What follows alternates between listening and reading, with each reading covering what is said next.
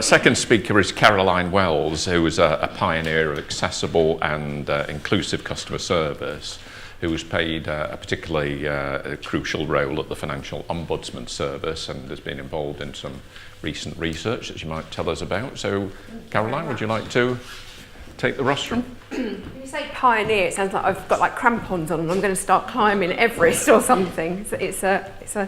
It's a weighty thing to sort of reference somebody as. Hi everyone.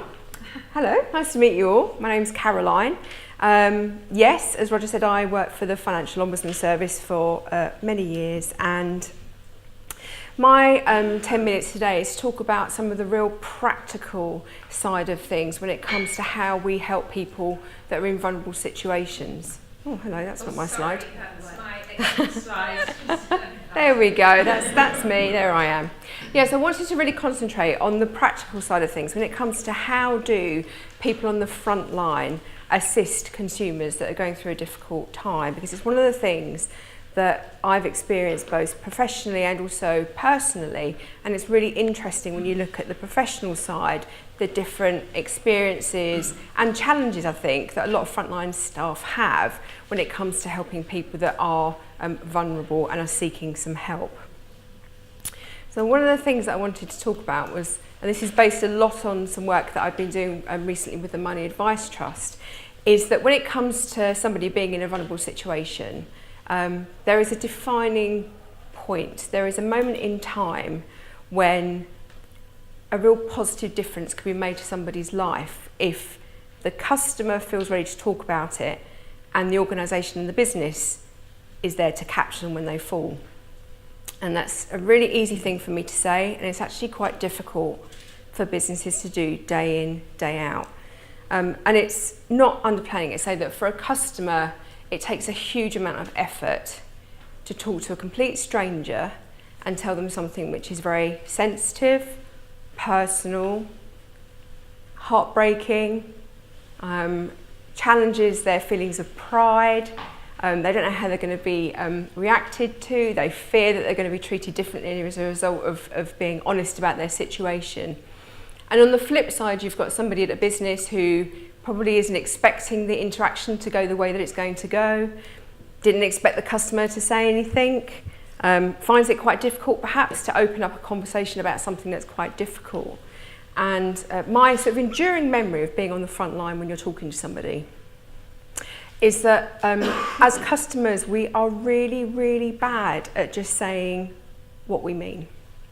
Like, all of us do it. I will find a way round and around to talk about a situation in the hope that the person I'm talking to has the wherewithal to pick up on all of my signals.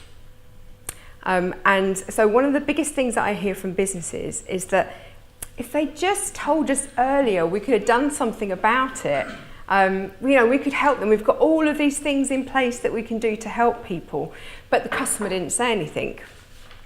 My challenge to that is that customers probably have told you, not directly, but there's probably lots of things that they're doing and saying that are spilling out, and if you listen close enough, you'll be able to spot them. That still doesn't mean that having the conversation is easy for people to have. It's actually quite an unnatural thing to do.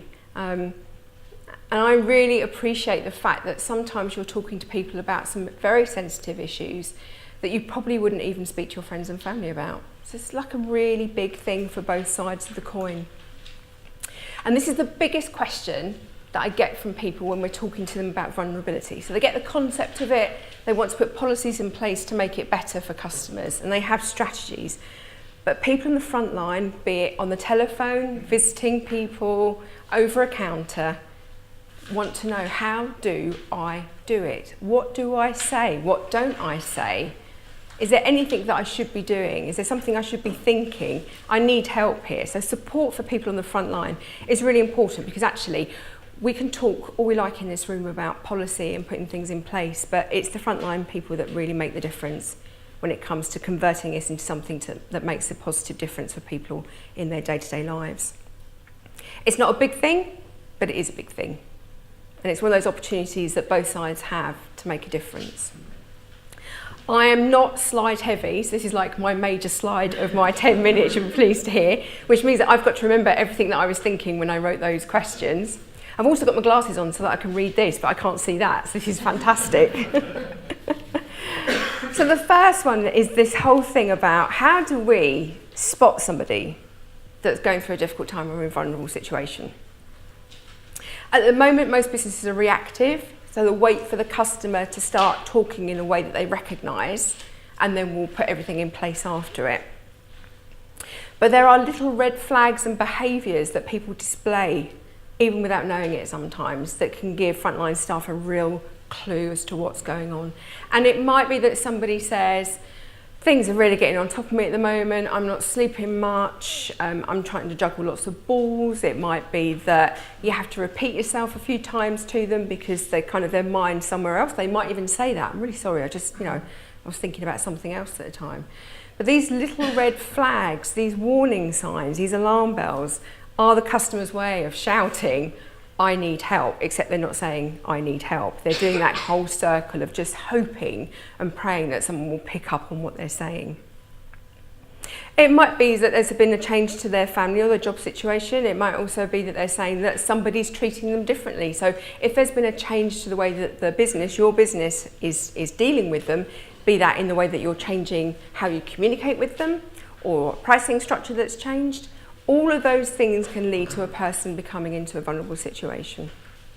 I think the most important thing for me is that when you talk to someone, you'll know whether they're able to weigh up information or not. If they have struggled to understand it and then decide what the choices are, and the more choices you give somebody, then the harder it can be for them to actually make a decision. And how can we start a conversation with somebody that's in a vulnerable situation? Well, I go back to the fact that we don't wait for them to kind of give us all the answers. We need to have the conversation, and we need to start that by acknowledging perhaps that really small thing that they've said, and then hook into that and use that as a conversation. I was lucky, I was quite fine with having conversation with people and just saying, oh, that sounds really awful, or you just don't sound very happy at the moment, are you okay? And there's nothing wrong with people in the business environment saying that. If you were sitting next to your colleague and they looked a bit down, then you would say, are you all right today? You seem a bit down. But we seem to have a resistance or a slight uncertainty about doing that to people that are phoning or our customers. But we kind of need to break down that barrier. We need to normalise it as well so that someone feels comfortable with talking about it. But that doesn't mean to say that everyone also feels the same way, or you get into that classic situation of saying to someone, I know exactly how you feel when you don't. You might have been through a similar situation, but I can feel completely different to how they feel. So we have to be really, really careful about how much empathy you give and the way that you give it to people. And then how do we handle disclosures of vulnerability? When someone's actually told us, or through the course of a conversation, they've explained that something's not quite right, then how do we make sure that they know that we've taken it on board and we're going to do something with it? One of the greatest fears that people have, and they've told us this, is that when they talk to a business, they feel they're going to have to repeat themselves again the next time they call, or the person hasn't really understood the problem, and they're still going to have to go through it all again when they're going to, get put through to another kind of department, the vulnerability department, as we like to call it, where they can speak to someone. And they feel really unsure, and the whole business of repeating themselves makes them more and more unsettled. So thanking people for making the effort to talk to us, explaining what you're going to do with the information they've given, making sure that you've got consent to write it down so the next person that speaks to that individual knows all the background story, so that stops people having to repeat themselves. You can ask questions about, how difficult does this make it for them? What's the impact? How long is this going to go on for? And crucially, actually, has it happened to them before? So is this something that as an organisation could come down the line again at some point for them? And that's quite a common feature where you'll find people that will come in and out of vulnerability, but it's always treated as an individual event, as opposed to right at the beginning, someone being able to see and have the proper conversation with the customer that makes you know and understand and plan forward for the likelihood that they might fall down again at some point, and you need to be there to pick them up. And ideally, you need to have things in place that protect them from that when it happens again. But all of those come from the conversations that people have with customers, and it isn't something that's easy to do without the proper support. And it helps to control the conversation better. It helps people on the front line to ask the right questions, which means that it's easier for you to help them. And the most relevant information is the thing that will enable you to really support and help them.